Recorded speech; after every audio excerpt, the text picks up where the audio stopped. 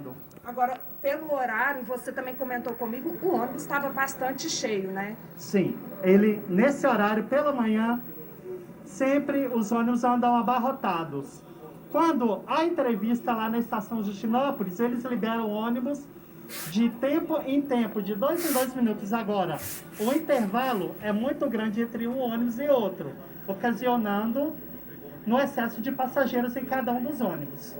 Agora, graças a Deus, você não se feriu gravemente, né, Paulo? Não, Conta pra gente o que você teve. Eu só tive uma escoriação na cabeça e um pouco de luxação, mas nada mais além disso. Tá certo, Paulo, obrigada, viu? Por Bom, nada. gente, a gente segue aqui para acompanhar, apurar melhor as informações aqui no local do acidente. O que a gente vê, tem muitas viaturas do Corpo de Bombeiros e equipes do SAMU que estão prestando atendimento àquelas vítimas que ficaram, de certa forma, mais graves. Tem uma mulher que acabou de entrar numa das ambulâncias do SAMU com o braço quebrado, ela estava naquela cama imobilizada, mas por enquanto não há informações de vítimas gravemente feridas aqui no local. Eu volto com vocês e já eu chamo vocês aqui para poder dar mais informações.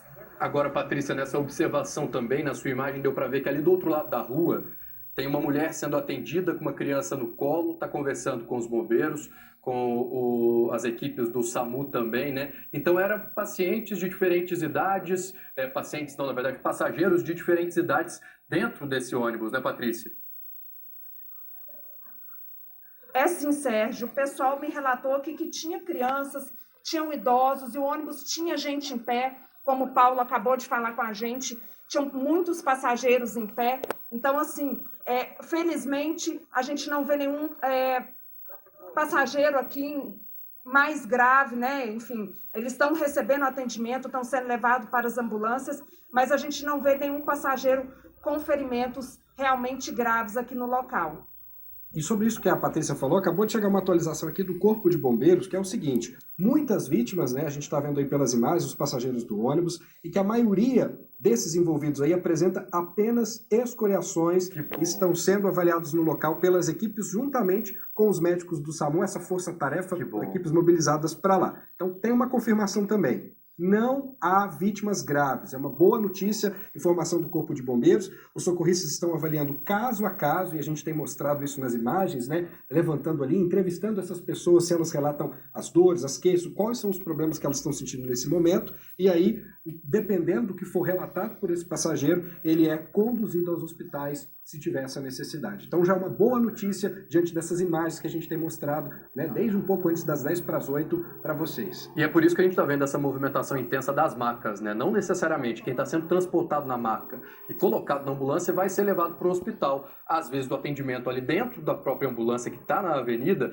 ele já é suficiente. Esse paciente ele já é liberado para seguir aí o seu dia. E que bom essa atualização do Corpo de Bombeiros, que não há feridos gravemente, mas é triste demais ver essa cena das pessoas sentadas ali na calçada, né? A gente está vendo uma senhora ali, a gente vê que tem uma mulher também que está emocionada, e não é por menos, né, Cadu? Imagina, o ônibus que você está, ele simplesmente tomba numa avenida retinha como essa. Em caso também, até falando também de uma necessidade de ir para um hospital, logo ali a gente tem o Hospital Resoleta Neves, que é uma referência aí. Tem o Hospital de Pronto-Socorro João 23, uma situação de acidente é para onde essas pessoas são encaminhadas, mas já tranquiliza essa informação que foi repassada pelo Corpo de Bombeiros de que não há vítimas graves nesse acidente. Já é um alívio, já é uma boa notícia, apesar do susto. O pessoal que fica aí, né? A gente tem as imagens, o vídeo que foi enviado pelo telespectador, o momento que todo o pessoal tentando sair, tentando escapar. Tá aí mais uma vez essa imagem aí que foi enviada.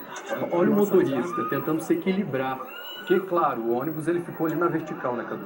E tem que entender agora, né? A gente já viu que já tem um problema, né? Ali que mostrou que é o eixo traseiro do ônibus. Agora a gente precisa entender como ele se solta, um relato importante desse passageiro.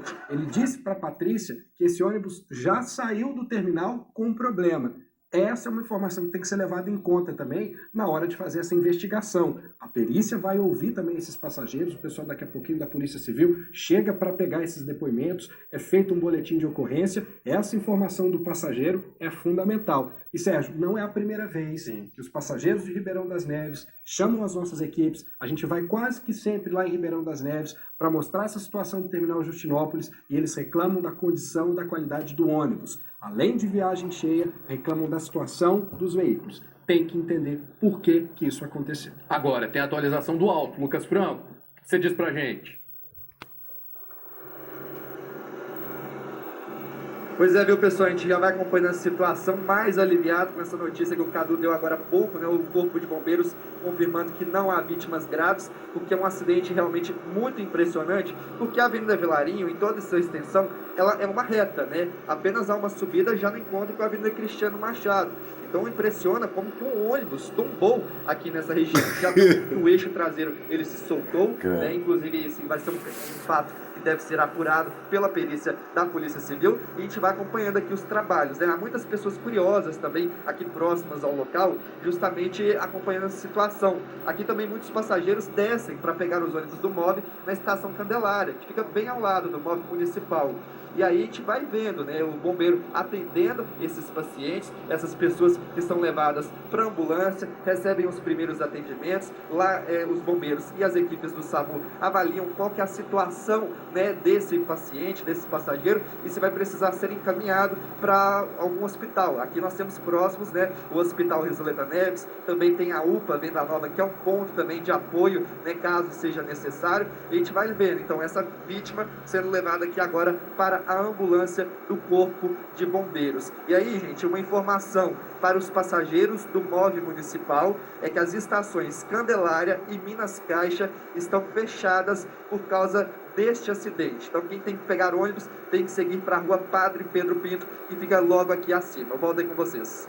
Lucas, obrigado. A gente volta lá pro chão com a Patrícia Fiuza, que consegue conversar agora, Patrícia, com o Corpo de Bombeiros, que está realizando esse atendimento, não é isso? É isso, Sérgio, Cadu, eles estão prestando esse atendimento junto com os socorristas aqui do SAMU. A gente está tentando gravar com o porta-voz aqui do Corpo de Bombeiros, mas eles pediram 1 minuto porque eles estão finalizando estes atendimentos. Ele já confirmou que realmente não houve vítimas graves, não houve óbitos.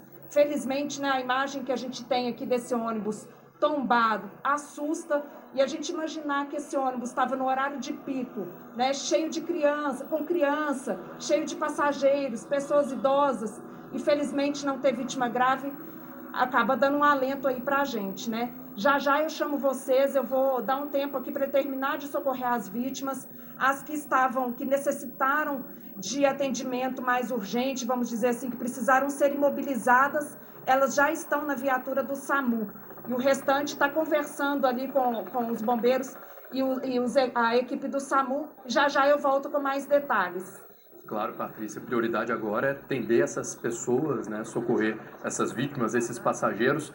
Para você que está ligando a TV agora, essa daí é a Avenida Vilarinho, na altura do bairro Candelária, a pista, sentido centro aqui de Belo Horizonte. Está totalmente fechada. O motorista que vem logo atrás tem que fazer o quê, Cadu? Vamos colocar o Waze aí para a gente entender a situação. Tá tudo vermelhinho nesse ponto, tá fechado ali. Informação da BH Trans, para quem vai pegar a Vilarinho ali, cortar pela Rua Madre Teresa, Rua Geraldo Rodrigues da Costa e a Rua Baco como opção para sair desse desvio aí, porque não tem nem prazo, nem um momento, uma hora para a liberação completa desse trecho aí da Avenida Vilarinho, que a gente sabe, né, Sérgio? Para a região de Venda Nova é uma avenida importantíssima, de muito movimento, e aí nesse momento aí no sentido centro, que é o sentido também mais movimentado, está todo interditado. E os ônibus desviados deixam de atender, inclusive, as estações Candelária, né, que é o bairro, e Minas Caixa também. Então vai ter reflexo para o trânsito, reflexo para o transporte público também, mas tudo isso é pequeno diante, né, do que aconteceu. Nossa prioridade, nossa força, tudo concentrado, mandando energia para essas vítimas, para esses passageiros que tiveram, né, a manhã de quinta-feira interrompida com esse susto, Cadu. E que susto! A boa notícia é que ninguém ficou ferido gravemente, e claro que ao longo da nossa programação a gente vai atualizando para todo mundo. E é por isso que a Aline Aguiar está chegando com o Bom Dia Brasil, que claro segue nessa cobertura, Aline. Bom dia para você. Poxa, gente, que susto, né? Que manhã. Bom dia, Cadu.